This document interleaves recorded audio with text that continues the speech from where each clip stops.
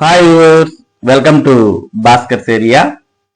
ఆంధ్రప్రదేశ్ రాష్ట్రంలో ఫిబ్రవరి నెలలో DSC notification విడుదల చేసే అవకాశం ఉంది. మరి ప్రభుత్వం ఆంధ్రప్రదేశ్ రాష్ట్ర వ్యాప్తంగా ఉన్నటువంటి ఉపాధ్యాయులకు ప్రమోషన్స్ తర్వాత బదిలీలు అనేవి నిర్వహించి రాబోయే జూన్, జూలై, ఆగస్టు వరకు ఎవరైతే పదవీ విరమణ చేయబోతున్నారో అటువంటి వారికి సంబంధించిన ఖాళీలను కూడా పరిగణనలోకి తీసుకొని ప్రభుత్వం మరి ఖాళీలను భర్తీ చేసే అవకాశం ఉంది రాబోయే డిఎస్సిలో. దీనికి సంబంధించి ఒక టెంటేటివ్ షెడ్యూల్ ను కూడా ఇక్కడ రూపొందించడాన్ని మనం చూస్తూ ఉన్నాం. Rationalisation, transfers, promotions, important information, unofficial and tentative. The hypothetical message might be as follows అంటూ ఇవ్వడం జరిగింది. పోస్ట్ రేషనలైజేషన్స్ అనేవి మరి మే 1వ తేదీ నుంచి ప్రారంభం కాబోతున్నాయి. Rationalisation of posts based on student strength. Next transfers and promotions May 1st, 2026. Teacher transfers and promotions process starts. Completion process on or before May 31st, 2026. Rationalization, transfers and promotions to be completed. New DSC notification by June 1st, 2026. Clear vacancies and vacancies due to retirements from June to August 2026. DSC notification release expected February 2026. Combined notification including all vacancies. Orientation training for teachers from June 1st to June 10, 2026. Orientation programme for in service teachers అంటూ మొత్తం చూస్తూ ఉన్నాం. కాబట్టి మరి ఇందులో మనం ముఖ్యమైనటువంటి సమాచారం గమనిస్తూ ఉన్నాం. డిఎస్సి నోటిఫికేషన్ ఫిబ్రవరి 2026లో విడుదలయ్యే అవకాశం ఉంది. మరి ఈ డిఎస్సి నోటిఫికేషన్ లో రాబోయే జూన్, జూలై, ఆగస్టులో రిటైర్ అయ్యేటటువంటి వారి యొక్క ఖాళీలను కూడా పరిగణనలోకి తీసుకొని మరి జూన్ 1వ తేదీ కల్లా ఈ నియామక ప్రక్రియను పూర్తి చేయాలని ప్రభుత్వం భావిస్తోంది. అంటే రాబోయే విద్యా సంవత్సరంలో పాఠశాలలు ప్రారంభమయ్యేలోపు ఈ ప్రక్రియను పూర్తి చేయాలని ప్రభుత్వం భావిస్తున్న విషయాన్ని ఇందులో మనం క్లియర్ గా చూస్తూ ఉన్నాం. ఇదంతా కూడా టెంటేటివ్. ఫిబ్రవరి నెలలో అయితే డిఎస్సి నోటిఫికేషన్ రాబోతోంది. ఇక ఈ నియామక ప్రక్రియ మరి జూన్ కల్లా పూర్తవుతుందా లేదా అనేది పరీక్షలు నిర్వహించడం, ఫలితాలు విడుదల చేయడం వాటి మీద ఆధారపడి ఉంటుంది. మొత్తానికి ఫిబ్రవరిలో డిఎస్సి నోటిఫికేషన్ అయితే రాబోతోంది. మరోపక్క పాఠశాలల్లో ఉన్నటువంటి స్ట్రెంగ్త్ ను మనం గమనించినట్టయితే చాలా ప్రాథమిక పాఠశాలల్లో చాలా మంది తగ్గిపోయారు. దాదాపు 7,000కు పైగా బడుల్లో 10 లోపే విద్యార్థులు ఉన్నారు అనే విషయం ఇక్కడ మరి ఎవరైతే ఉపాధ్యాయులు ఉన్నారో వారిని కలవరపెడుతోంది. దానికి సంబంధించిన సమాచారాన్ని కూడా ఇక్కడ మనం చూస్తూ ఉన్నాం. ఒక్కరే ఉన్నవి 170 పాఠశాలలు, ఇద్దరున్నవి 420 పాఠశాలలు. ప్రభుత్వ ప్రాథమిక పాఠశాలల్లో తగ్గిన విద్యార్థుల సంఖ్య 2026-27లో ప్రవేశాలు పెంచేందుకు ప్రత్యేక కార్యక్రమాలు. 1, 2, 3, 4, 5, 6 ఇవేవి మరి ర్యాంకులు కాదు. కొన్ని ప్రభుత్వ ప్రాథమిక పాఠశాలల్లో చదువుతున్న విద్యార్థుల సంఖ్యలు. రాష్ట్ర వ్యాప్తంగా ప్రాథమిక బడుల్లో పిల్లల సంఖ్య క్రమంగా తగ్గుతోంది. 170 పాఠశాలల్లో ఒక్కరు, 420 పాఠశాలల్లో ఇద్దరు, 654 చోట్ల ముగ్గురు, 757 స్కూళ్లలో 4 విద్యార్థుల చొప్పున ఉండడం పరిస్థితి తీవ్రతను తెలియజేస్తోంది. ఉన్నత ప్రాథమికోన్నత పాఠశాలల్లో విద్యార్థుల సంఖ్య బాగానే ఉంటున్నా ప్రాథమిక స్థాయికి వచ్చేసరికి ప్రవేశాలు నానాటికి తగ్గిపోతున్నాయి. వచ్చే విద్యా సంవత్సరానికి సంబంధించి ఉపాధ్యాయుల బదిలీలు, నియామకాలు చేపట్టేందుకు పాఠశాల విద్యాశాఖ ఇటీవల ఈ వివరాలు సేకరించింది. ఒక్క విద్యార్థి మాత్రమే ఉన్న ఫౌండేషన్ బడులు తిరుపతి జిల్లాలో అత్యధికంగా 18 ఉండగా శ్రీకాకుళం జిల్లాలో 15 ఉన్నాయి. ఇద్దరు పిల్లలున్నవి 58తో తిరుపతి జిల్లా మొదటి స్థానంలో, 39తో చిత్తూరు 2వ స్థానంలో ఉంది.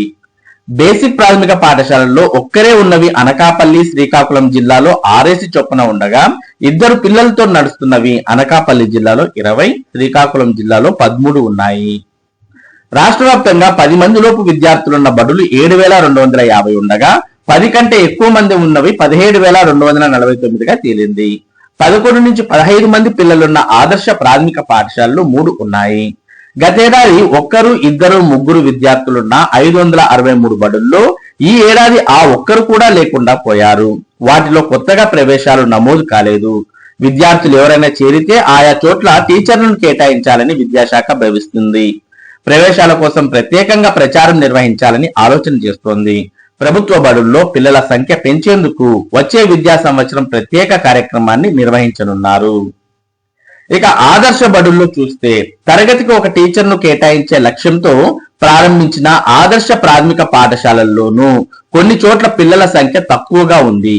11 నుంచి 15 మంది విద్యార్థులున్న ఆదర్శ ప్రాథమిక పాఠశాలలు 3 ఉండగా 16 నుంచి 20 మధ్య పిల్లలున్నవి 12 ఉన్నాయి.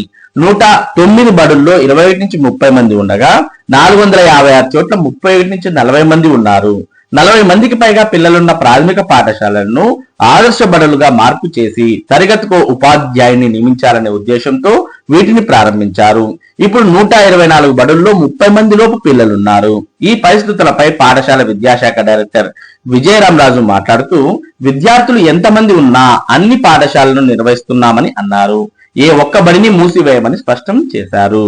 మరి ఇది కొద్దిగా ఉపాధ్యాయులకు సానుకూలమైనటువంటి అంశం అని చెప్పవచ్చు. ఎంతమంది విద్యార్థులున్నా ఏ బడిని కూడా మూసివేయం అంటూ ప్రభుత్వం తెలియజేస్తోంది. మరి ఎందుకు ఈ పరిస్థితి వచ్చింది అంటే ప్రభుత్వ పాఠశాలల్లో పూర్వ ప్రాథమిక విద్య నర్సరీ, ఎల్కేజీ, యూకేజీ తరగతులు లేవు.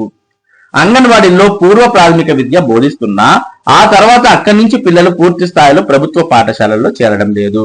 విద్యార్థుల సంఖ్య తగ్గిపోవడంతో ఏకోపాధ్యాయ బడుల సంఖ్య భారీగా పెరిగిపోతోంది. ఒకే టీచర్ ఒకే గదిలో 1-2 తరగతులు, 1 నుంచి 5 తరగతులు బోధించే పరిస్థితి ఉంది. ఈ విధానంపై చాలా మంది తల్లిదండ్రులు ఆసక్తి చూపడం లేదు. పూర్వ ప్రాథమిక విద్యా బోధన విధానంలోనూ మార్పులు తీసుకురావాల్సిన అవసరం ఉందని విద్యారంగ నిపుణులు పేర్కొంటున్నారు. మరి పాఠశాలల వారిగా విద్యార్థుల సంఖ్య గమనిస్తే మనకి టేబుల్లో మొత్తం కనిపిస్తుంది. మరి ఈ విధంగా పాఠశాలలుంటే రాబోయే రోజుల్లో చాలా వరకు పాఠశాలల్లో విద్యార్థుల సంఖ్యను పెంచుకోవాల్సిన అవసరం ఉపాధ్యాయులకు ఉంది అనే విషయం మనకి ఇక్కడ అర్థమవుతోంది. ఇక మరోపక్క ఉపాధ్యాయుల యొక్క రిటైర్మెంట్ విషయంలో ప్రభుత్వం ఉద్యోగుల నుంచి అనుమతిని కోరుతూ ఉంది. ఉద్యోగి 33 ఏళ్ల సర్వీస్ పూర్తి చేస్తే ప్రభుత్వానికి పదవి విరమణ చేయించే అధికారం, 3 నెలల ముందే నోటీస్ లేదంటే జీతభత్యాల చెల్లింపు, ఏపీ సివిల్ సర్వీసెస్ పెన్షన్ నిబంధనలు 2026 ముసాయిదా విడుదల, ఉద్యోగ సంఘాల అభిప్రాయాలు కోరిన ప్రభుత్వం. ఇక్కడ మనం ఈ సమాచారాన్ని గమనించినట్లయితే ఒక ఉద్యోగి ఎప్పుడు చేరినా 62 సంవత్సరాలు ప్రస్తుతం ఉంది. 62 సంవత్సరాలు వచ్చేసరికి రిటైర్ అవుతారు. కానీ చాలా మంది తక్కువ ఏజ్ లోనే 18-20 సంవత్సరాలకే ఉద్యోగం సాధించినట్లయితే అటువంటి వారు 40-42 ఏళ్ల వరకు సర్వీస్ చేసే అవకాశం ఉంది. అటువంటి వారిని నిరోధించడానికి ప్రభుత్వం 33 ఏళ్ల సర్వీస్ పూర్తి చేస్తే ప్రభుత్వానికి పదవి విరమణ చేయించే అధికారం అంటూ కొత్త ముసాయిదాను విడుదల చేయడం జరిగింది. దానికి సంబంధించిన అభిప్రాయాలు ఉద్యోగ సంఘాలను కోరడం ఇక్కడ మనం చూస్తూ ఉన్నాం. ప్రభుత్వ ఉద్యోగి పదవీ విరమణ వయసు రాకుండానే 33 ఏళ్ల సర్వీస్ పూర్తి చేసుకుంటే ప్రజా ప్రయోజనాల దృష్ట్యా పదవి విరమణ చేయించే అధికారం నియామక అధికారికి ఉంటుందని నూతన సివిల్ ఏపీ సర్వీసెస్ పెన్షన్ నిబంధనలు 2026 ముసాయిదాలో రాష్ట్ర ప్రభుత్వం పేర్కొంది. 33 ఏళ్ల సర్వీస్ పూర్తి చేసుకున్నందున పూర్తి పింఛన్ ప్రయోజనాలు వర్తిస్తాయి. 33 ఏళ్ల సర్వీస్ పూర్తయ్యే కాలానికి 3 నెలల ముందు ఉద్యోగికి నియామక అధికారి నోటీస్ జారీ చేస్తారు. నోటీస్ ఇవ్వని పక్షంలో ఆ 3 నెలలకు సమానమైన జీతభత్యాలు చెల్లిస్తారు. పెన్షన్ కామ్యుటేషన్ నిబంధనల ప్రకారం తన పదవి విరమణ పింఛన్లో కొంత భాగాన్ని నగదుగా మార్చుకునే వెసులుబాటు ఉద్యోగికి ఉంటుంది. ఆంధ్రప్రదేశ్ సివిల్ సర్వీస్ పెన్షన్ నిబంధనలు 2026 నూతన ముసాయిదాను ప్రభుత్వం ఈ నెల 4న విడుదల చేసింది. దీనిపై గుర్తింపు పొందిన ఉద్యోగ సంఘాల నుంచి అభిప్రాయాలు, సూచనలు ఆహ్వానించింది. ఈ నెల 20 లోపు లిఖిత పూర్వకంగా అభిప్రాయాలు అందించాలని కోరింది. ఇప్పటి వరకున్న ఏపీ రివైజ్డ్ పెన్షన్ రూల్స్ 1980 స్థానంలో దీన్ని తీసుకొచ్చింది. ఈ ముసాయిదాను ఆర్థిక శాఖ రూపొందించింది. మొత్తం 98 పేజీల ముసాయిదాలో ప్రస్తుత నిబంధనలు, వాటి స్థానంలో తీసుకొస్తున్న నిబంధనలు వివరించింది. గరిష్ట సర్వీస్ 33 ఏళ్ల తర్వాత పదవి విరమణ చేయించే నిబంధనపై స్పష్టత లేకపోవడంతో ఉద్యోగ సంఘాలు ఆందోళన వ్యక్తం చేస్తున్నాయి. దీనిపై ప్రభుత్వానికి విజ్ఞప్తులు అందించేందుకు సిద్ధమయ్యాయి. పింఛన్ కోసం ఉద్యోగులు కనీసం 10 ఏళ్లు, గరిష్టంగా 33 ఏళ్ల సర్వీస్ చేయాల్సి ఉంటుంది. ఈ నిబంధన ప్రకారం చివరి వేతనంలో 50% పెన్షన్ గా వస్తుంది. 20 ఏళ్ల తర్వాత స్వచ్ఛంద పదవి విరమణ చేయొచ్చు. వారికి సర్వీస్ ఆధారంగా పెన్షన్ నిర్ణయిస్తారు. కాబట్టి మరి 33 ఏళ్ల సర్వీస్ పూర్తి చేస్తేనే పదవి విరమణ చేయించే అధికారం ప్రభుత్వానికి రాబోతోంది ఈ కొత్త ముసాయిదా అనేది అమల్లోకి వస్తే. మరి ఇవి ఈ రోజు ఉన్నటువంటి ముఖ్యమైన విద్యా మరియు ఉద్యోగ సంబంధిత సమాచారం. ఇటువంటి ముఖ్యమైన సమాచారాన్ని భాస్కర్ సేరియా మీకు అందిస్తూ ఉంటుంది. మరి ఈ సమాచారం మీరు మిస్ కాకుండా పొందడానికి మన భాస్కర్ సేరియా యూట్యూబ్ ఛానల్ కు సబ్స్క్రైబ్ అవ్వండి. అలాగే ఈ వీడియోని లైక్ చేసి షేర్ చేయండి. Thank you for watching this video.